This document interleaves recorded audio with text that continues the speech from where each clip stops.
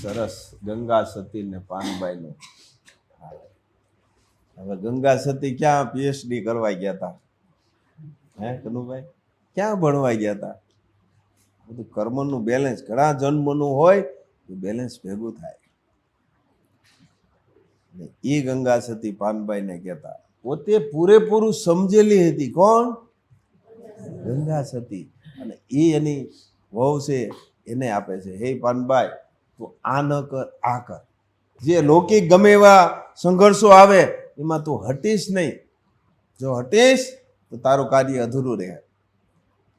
મેં પણ જીવનની અંદર ઘણા સંઘર્ષો અને મા પાસેથી ઘણું મેં મેળવેલું છે. તો આજે મેં જે મેળવેલું છે એ આજે હું તમને આપું છું. જો તમે લેશો તો થશે ને. તો આ જીવાત્માનો ઉદ્ધાર કેમ થાય તે માએ મને બતાવ્યું.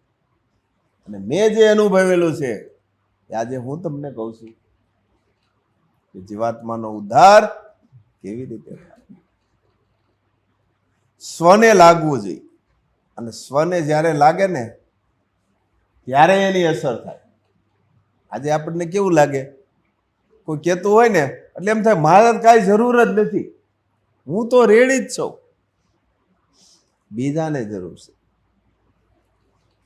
ઈ જ્યારે લાગે ને તે સમજી લેવાનો આપણો અધૂરો ઘડો છે. એવું લાગે કે નહીં?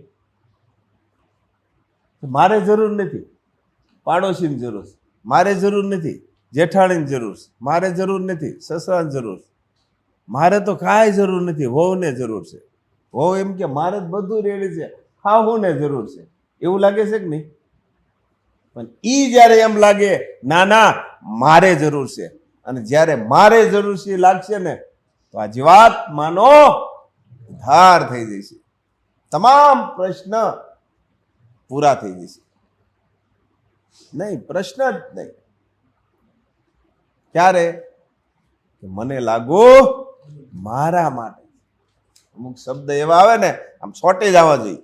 ઘણી વખત આપણે કહીએ છીએ ને કે કોઈ આમ તેમ વેણ કીધું હોય તો કેમ છોટી જાય? એને દાંતમાં કાઢી નાખો અને સારું જો કોઈ વાક્ય કે તે છોટી જવું જોઈએ, એ લાગી જવું જોઈએ. આજે ઊંધું થઈ ગયું.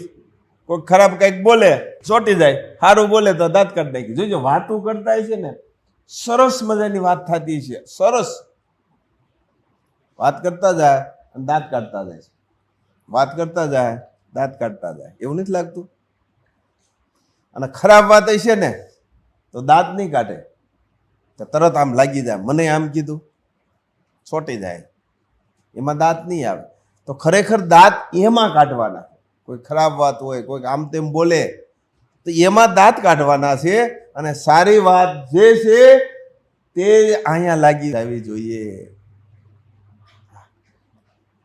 આ કરવાનું. જે આમ છે તેને આમ કરવાનું. પોતાને લાગવું જોઈએ. હા, નહીં મારે જરૂર છે, આ મારા માટે છે.